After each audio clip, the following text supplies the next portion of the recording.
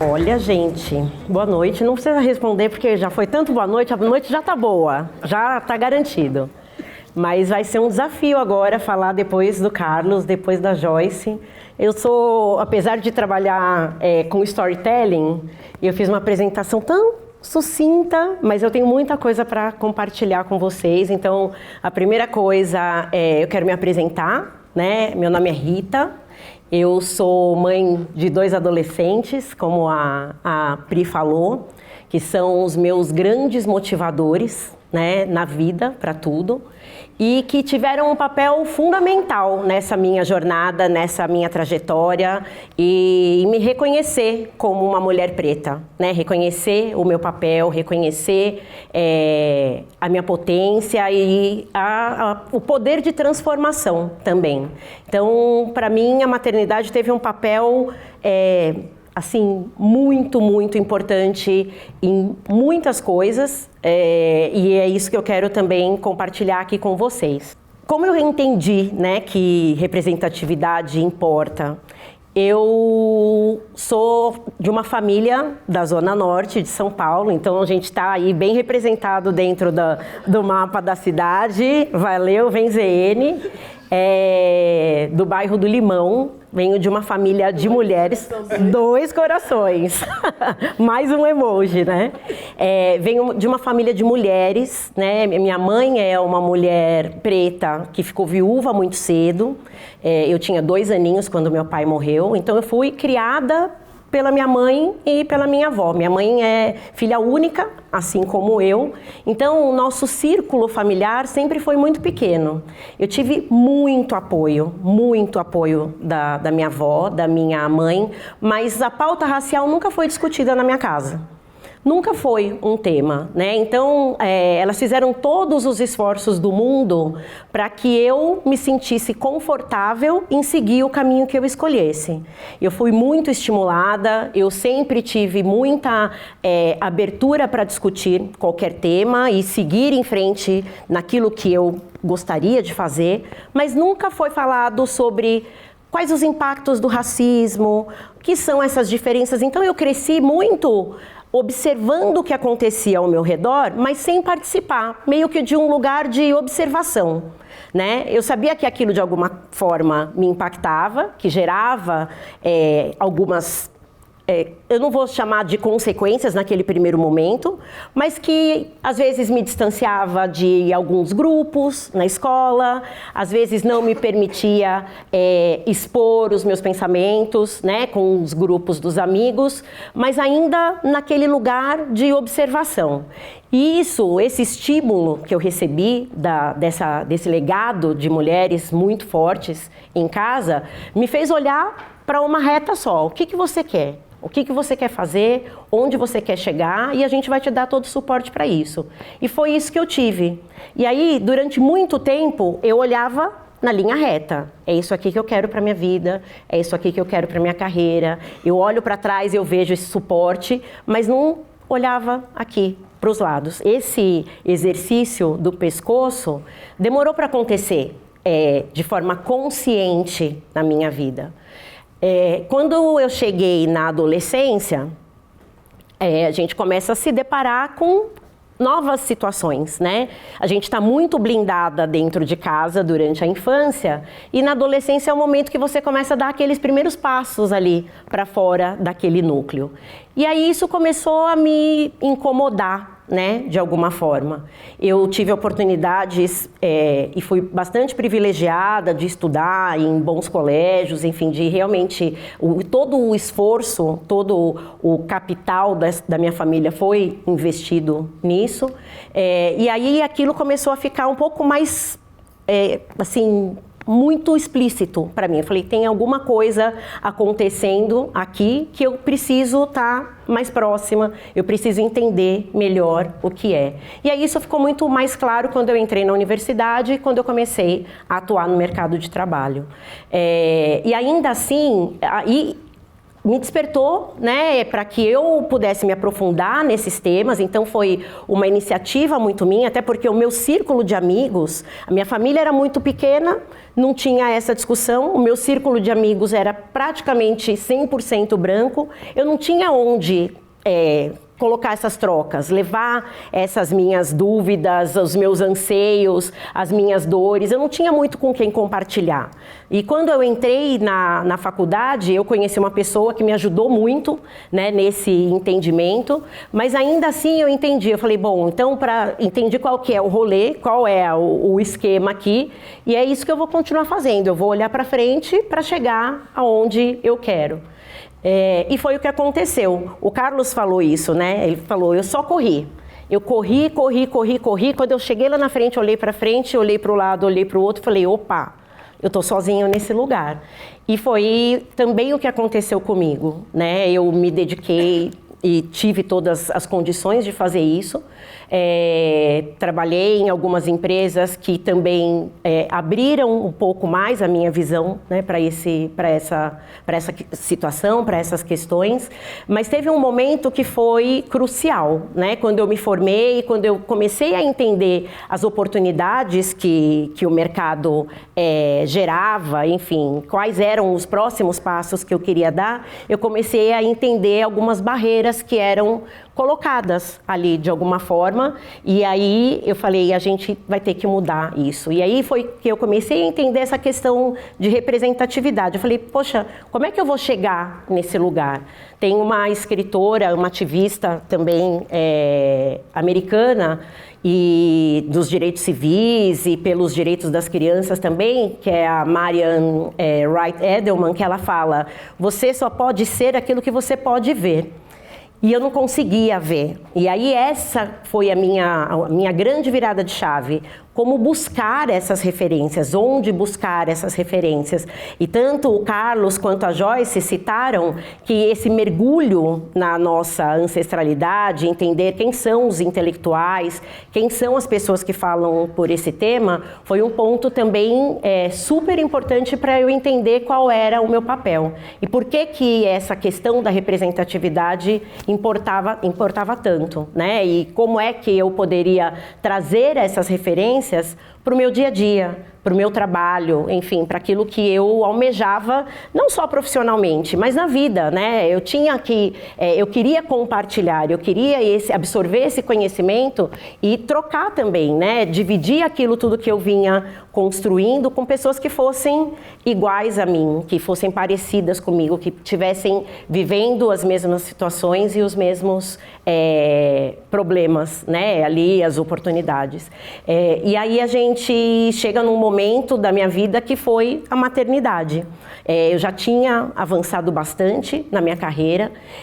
Eu, por uma decisão talvez não muito consciente, durante muito tempo eu preferi não me envolver com as questões da pauta racial, assim, então eu tinha consciência, eu atuava de forma muito superficial, né? Então não eram temas que eu me envolvia, eu fui focando em outras coisas, mas quando eu me tornei mãe eu falei, agora eu tenho que, isso aqui vai ter que mudar. A gente assume uma responsabilidade, era um sonho, era algo que eu queria muito viver, né, a maternidade, mas quando meu filho nasceu, meu filho agora tem 17 anos, eu olhei para a cara dele e falei, cara, você é um moleque preto que vai viver no Brasil.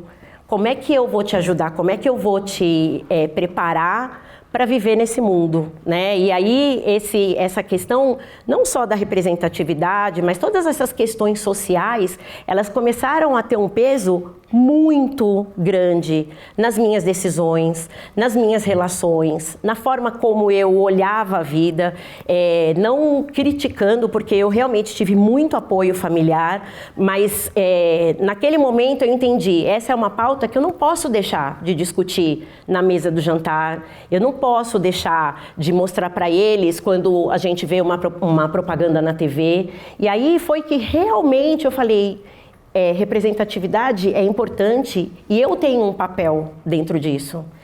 Não só começou, obviamente, dentro de casa, né, com os meus filhos, mas como é que eu também posso expandir? Porque aí a gente realmente, esse olhar para o lado, ele começa a ter uma amplitude, porque você não enxerga só aquele que está ali perto, você começa a enxergar um universo de coisas, de oportunidades, de mudança, de transformações, que você, do seu lugar, tem como contribuir. E eu percebi, eu posso contribuir. Esse é o momento, né? Eu já tenho essa bagagem, eu já posso trazer essa troca e essa contribuição. E aí depois eu tive uma segunda filha, eu tenho um casal hoje, né? Meu menino tem 17 e a minha filha tem 13 anos. Eles são super conscientes, essa é uma pauta que a gente aborda todos os dias em casa, conscientes e cobram muito. Há pouco tempo atrás, eu tive até uma questão lá em casa, eu estava trabalhando home office, minha filha ia sair, ela tem 13 anos, e a gente morava a 200 metros de um shopping. Ela colocou um shortinho, uma camisetinha, falou, eu vou ali com a Duda. Eu falei, mas você vai com essa roupa? Eu falei, estava trabalhando, falei, nossa, mas você vai com essa roupa? Ela falou, agora a moça da diversidade vai querer controlar a roupa que eu vou usar. Mas assim mesmo, eu falei, opa, estou ensinando direito. As coisas, tá claro para ela. Ela falou assim, eu não tenho direito de usar a roupa que eu quiser? Se fosse o Vitor Hugo de short, você ia falar para ele trocar o short? Eu falei, pode ir para o shopping, fica à vontade, vai com a roupinha que você quer. Então, a gente vai nesse processo também ensinando e aprendendo. E eles são realmente muito críticos. Eles são críticos no olhar, nos lugares, a gente falou dos lugares, né, de poder, num restaurante, de chegar lá e olhar e falar assim, nossa mãe, vamos fazer o bingo da raça. Falei assim, vamos, quantos vocês acham que vai ter? Eu acho que tem 3 pessoas, eu acho que tem 5. E aí eles já olham, eles já chegam e falam, realmente, aqui é um lugar que não tem. E por que não tem? Então, eles começaram também esse movimento dentro da vida escolar, no grupo dos amigos. Por que tem? Por que não tem? Como é que isso funciona? A minha filha é a maior propagandista, ela foi na coordenadora da escola e falou, olha, tem poucos pretos aqui, se você quiser a gente pode trazer minha mãe para fazer uma palestra aqui, para falar para vocês. E é isso que a gente precisa. É esse movimento que a gente tem que construir, que eles podem e que eles têm o direito de estar em todos os espaços e que eles têm que falar, eles têm que verbalizar, eles têm que trazer esses temas, eles têm que discutir dentro do conhecimento, obviamente, né? Mas tem que trazer isso. E aí eu falo, né? Como é que eu entendi que que representatividade era importante? Porque aí eu entendi que eu já ocupava um espaço e que outras pessoas poderiam também olhar para mim, assim como dentro de casa eu era uma referência para os meus filhos, eu já era uma inspiração para alguns amigos, eu também podia usar esse meu lugar e esse meu papel para inspirar outras pessoas, para mostrar para elas, eu cheguei aqui e a minha mão está aqui para te ajudar a chegar também. E aí esse movimento foi crescendo, diferente da Joyce, eu fiz um movimento contrário, eu entendi que eu já tenho, não vou falar quanto, porque vocês vão começar a fazer conta, vão descobrir minha idade, eu vou ficar meio constrangida.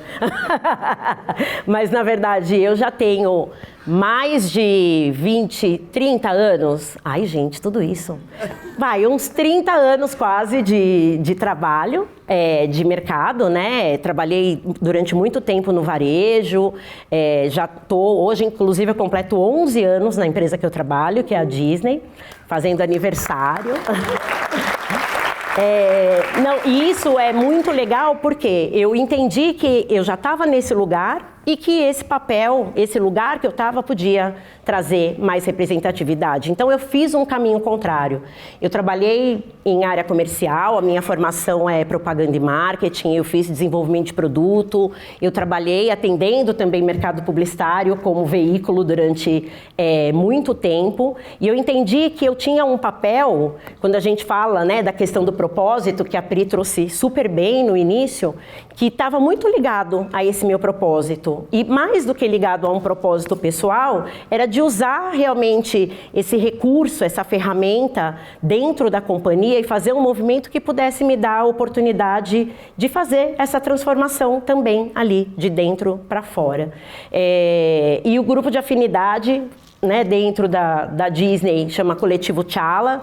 Ele surgiu como um grupo de acolhimento. Era um grupo em que a gente se reunia uma vez a cada 15 dias para discutir quais são as nossas dores, quais são os nossos atravessamentos, o que é que está acontecendo no mundo. Enfim, era algo muito privado, muito nosso. Era um quilombinho mesmo, com poucas pessoas.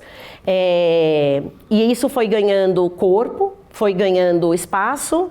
A gente entendeu que ele poderia se tornar realmente um grupo para fazer a diferença dentro da companhia, tanto que esse coletivo ele é o primeiro grupo de afinidade de pessoas pretas da Disney na América Latina todo. Não existia esse formato, a gente trabalhava muito com os grupos, né, como um comitê de diversidade multipilar. Então, esse grupo começou a ter um papel extremamente relevante para os negócios. A gente foi se articulando, se preparando. Eu, do meu lado, ainda dentro da área comercial, via essa agenda cada vez mais ganhar espaço dentro do meu dia a dia. E também fui me preparando, porque eu falei, em algum momento, essa posição vai ser necessária. E eu quero assumir essa posição. Eu acho que toda a minha experiência de vida, né, que depois eu também fui entendendo e trazendo isso para minha bagagem, toda a minha experiência profissional, comercial, de desenvolvimento de produto, também vai me ajudar a transitar, a navegar melhor nesse meio, conhecendo inclusive quais são os pontos sensíveis, né? Onde a gente tem esses pontos sensíveis aqui dentro da companhia, como é que a gente pode levar isso para fora. Então isso também me ajudou na minha preparação, e quando essa posição surgiu, eu assumi já com muita vontade, já me sentindo muito preparada para isso, entendendo que realmente essa representatividade que eu tinha ali, de fato, era algo que importava. E aí, qual o meu papel, né, nesse processo? Por que eu falo sempre desse shift, dessa virada de chave da minha maternidade? Porque eu sempre traço muito esse paralelo. Como é que eu trago informação, né, conhecimento sobre esse tema aqui dentro de casa, como é que eu ensino, mas dentro do mundo corporativo a gente tem algumas limitações, né? Mas como é que também, eu acho que esse processo, o primeiro passo, que é a educação, que a gente sabe disso, né, que a gente está falando de letramento racial, enfim, como é que eu trago todas essas nuances para um ambiente que as pessoas são diversas, que tem valores, tem origens, tem crenças, tem referências muito distintas umas das outras.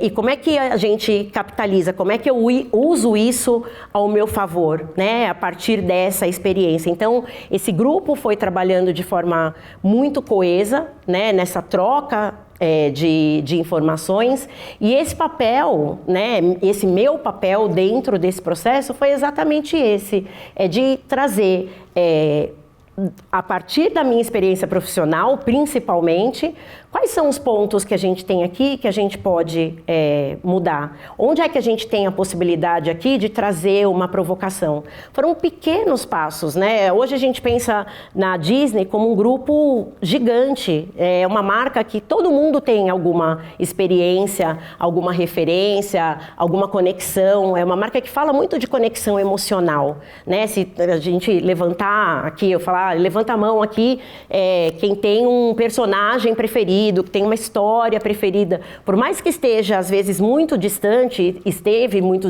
distante da maioria, né, acho que de nós assim na infância, mas sempre tem alguma coisa que gera essa conexão. Então esse foi o trabalho que a gente foi entendendo. Quais são os pontos aqui que a gente pode avançar? Como é que a gente pode trazer essa questão da representatividade para dentro da companhia, com os talentos que a gente já tem dentro de casa, mas também levar levar isso para a nossa audiência? Como é que as pessoas se veem representadas dentro dos nossos produtos, dos nossos programas? E é um trabalho de formiguinha, muita coisa não está sob a nossa gestão aqui, mas é um movimento que vem acontecendo de forma globalizada mesmo. A gente vê aqui muitas coisas que já vem mudando, né? A gente teve, acho que um grande marco aí foi o lançamento de A Princesa e o Sapo, que é de 2005, a gente está falando aí de 17 anos da produção, que foi a primeira princesa negra. Eu não cresci, eu não tive uma referência de uma princesa que tivesse a cor da minha pele, que, né, falasse das minhas experiências, das minhas vivências, ou que representasse isso. E aí, de lá para cá, a gente vem percebendo uma mudança muito grande nesse sentido. E o meu papel dentro da companhia é justamente esse, é como é que eu gero essas conexões, mas que eu trago uma princesa negra como a Tiana, mas que tenha essa brasilidade, para entender o que é ser negra no Brasil, o que uma menina negra espera ver numa campanha, o que num campeonato esportivo, como é que a gente traz visibilidade para as atletas, para os campeonatos femininos, enfim. Então é uma grande colcha de retalhos, né? Amarrar tudo isso, e é por isso que eu sempre falo, né? Essas conexões, esse papel de grupo de afinidade, as parcerias que a gente vai formando ao longo desse período é o que realmente a gente consegue conectar todos esses pontos para trazer essa questão da representatividade. Já acabou meu tempo? Ah, que bom. Obrigada. Porque senão eu ia ficar falando.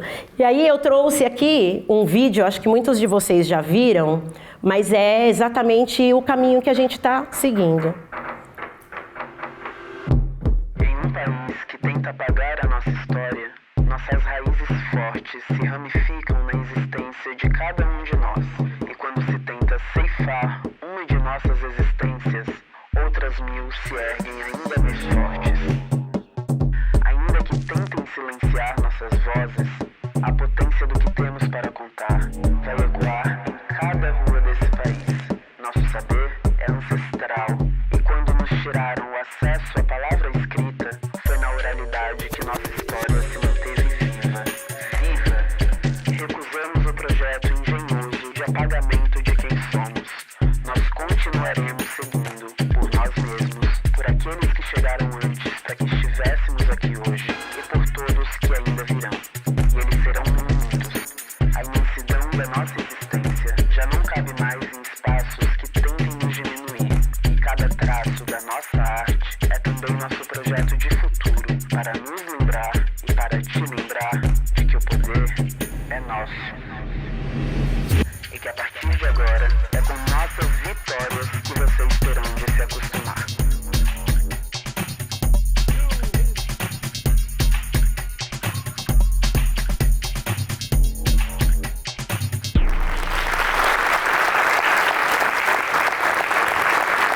Eu quis trazer esse case, que é um projeto que nós lançamos no ano passado, em agosto, e é a primeira vez no mundo que a Marvel seleciona artistas locais para fazer uma reinterpretação dos seus personagens. Então, acho que vocês viram aqui no filme uma identidade visual diferente dos personagens, né? O Capitão América azul, o Miles Morales, que é o Spider-Man negro, também numa outra visão. Então, foram selecionados 5 artistas pretos, brasileiros, periféricos, que mantiveram a sua identidade, o seu DNA, mas reinterpretaram esses personagens.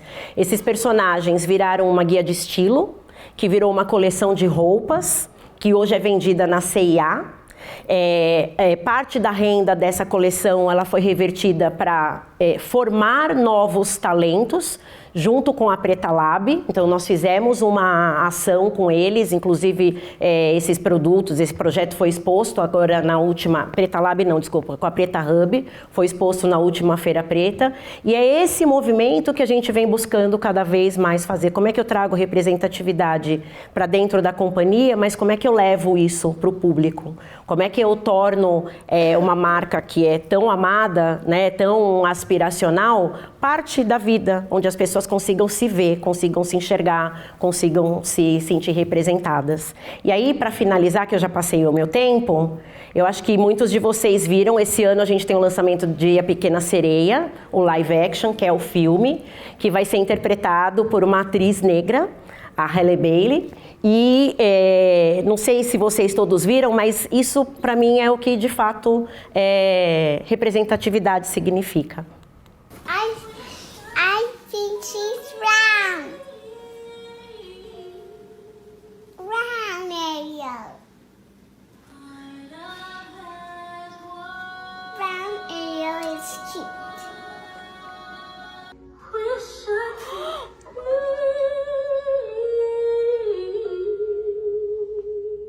What? She's black. Oh my God.